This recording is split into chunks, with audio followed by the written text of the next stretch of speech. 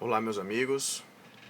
Meu nome é Alexandre Medeiros, sou professor de Direito Administrativo e como eu prometi aí para inúmeros alunos no Facebook, não é? Estou aqui, são 22 horas e 20 minutos, no dia 22 de agosto de 2011, para comentar a prova para o concurso de assistente técnico administrativo da Universidade Federal da Bahia, prova que foi aplicada agora no último final de semana, dia 21. Bom, eu solicito então que vocês estejam com as questões, estejam com o caderno de questões na mão, para que possa o processo ser mais rápido. Então vamos começar analisando as questões referentes a direito administrativo. As questões que versaram sobre o regimento interno e sobre os aspectos orçamentários da administração, eu não irei comentar, mas apenas aquelas que têm assuntos pertinentes ao direito administrativo e também ao Código de Ética do Servidor Público. Então vamos começar com a questão de número 21. Como eu já havia alertado para muitos alunos, pelo histórico da Universidade Federal, já se esperava uma prova com questões mais básicas, mas com questões muito mal elaboradas. E isso podemos constatar aqui na Federal, nessa prova. Muitas questões entendo que estão fora do edital, mas não se animem, porque o histórico da UFBA não é de anulação de muitas questões.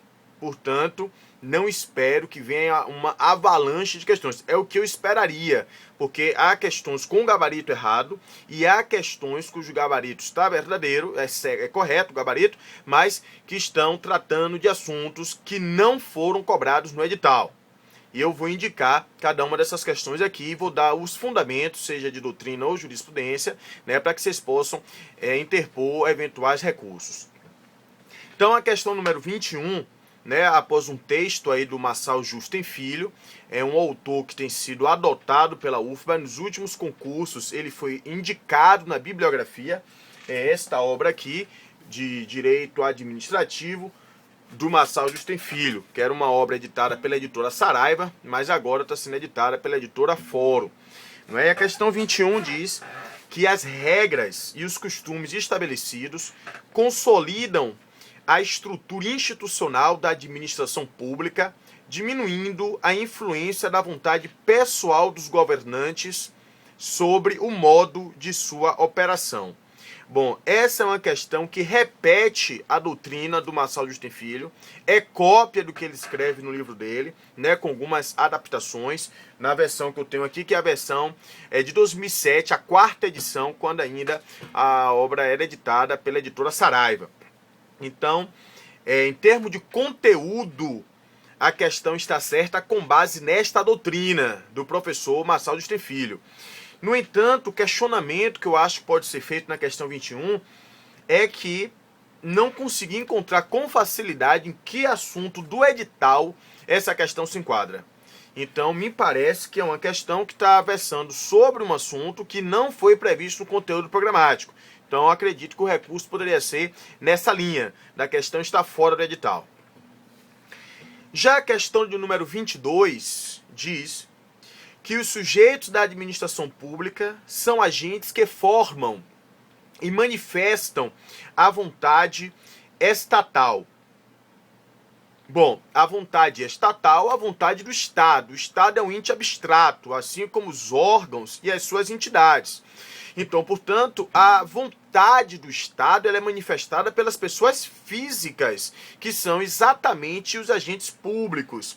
Então, quando a questão diz os sujeitos da administração são os agentes que formam e que manifestam a vontade estatal, entendo que é uma questão que está com gabarito verdadeiro e que também é, mais uma vez, cópia do livro, da lição do Marçal Justen Filho. Na 4ª edição que eu tenho, é de 2009, não 2007, mas de 2009, é a página 704. Bom, seguindo, nós temos um texto de apoio aqui para as questões do número 23 e 24. E a questão 23 foi uma das questões mais polêmicas, pelo que eu percebi já através dos e-mails de diversos alunos. Porque fala da situação do professor substituto da universidade, um professor contratado em regime temporário. E a questão 23 diz que esses docentes têm vínculo de direito público com o Estado. Bom, essa contratação temporária, ela é feita com base no artigo 37, inciso 9 da Constituição Federal, quando a Constituição admite que o poder público contrate por prazo determinado para o atendimento de uma necessidade temporária de excepcional interesse público. Bom, segundo o Supremo Tribunal Federal, para quem quiser aí o fundamento para um eventual recurso, segundo o STF, na reclamação de número 4762, julgada em 2 de março de 2007, o STF entendeu que este regime temporário se submete a um regime jurídico administrativo, Por sua vez, a professora Maria Silvia Zanella de Pietro, em sua obra, seu curso, seu manual de direito administrativo, entende que o regime jurídico administrativo é um regime jurídico de direito público.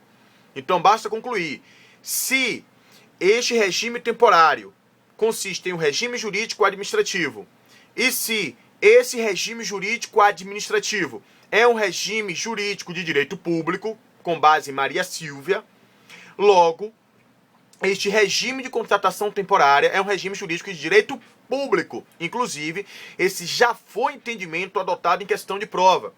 Em questão da ESAF, concurso para especialista do MPOG, Ministério de Planejamento, Orçamento e Gestão de 2005, a ESAF afirmou que esta contratação temporária se submete a um regime contratual de direito público. Então, devido ao Supremo Tribunal Federal, com fundamento em Maria Silvia Zanella de Pietro, entendo que esta questão deve ter o seu gabarito alterado, né, de falso para verdadeiro, ou que, no mínimo, essa questão seja anulada. Bom, seguindo, a questão do número 24 diz que o professor contratado por tempo determinado é considerado um agente público porque desempenha funções essenciais para o Estado. Bom, que o servidor temporário é um agente público, isso ninguém duvida. O que me parece alvo maior de questionamento da questão 24 é que, para mim, ela também está fora de edital. O edital do concurso, no tópico 2 de agente público, pediu agente público, função pública, atendimento ao cidadão. Essa questão do número 24 diz respeito à classificação de agente público.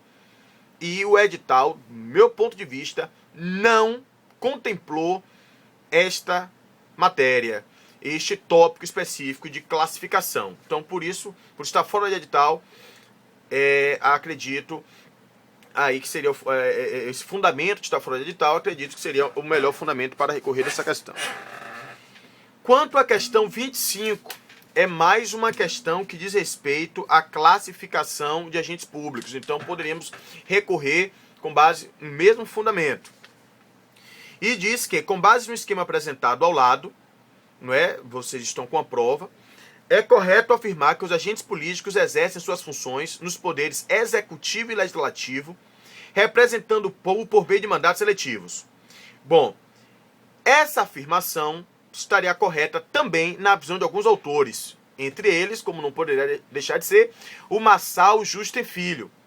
Seria uma afirmação correta também na lição do Celso Antônio de Bandeira de Melo, na lição do José dos Santos Carvalho Filho e da própria Maria Silvia Zanella de Pietro. Contudo, a própria professora Maria Silvia Zanella de Pietro estabelece, afirma na sua obra, que existe uma tendência atual de considerar os membros do Poder Judiciário, os magistrados, também como agentes políticos. E cita, inclusive, uma decisão do Supremo Tribunal Federal, quem quiser utilizar como fundamento, o RE, Recurso Extraordinário 228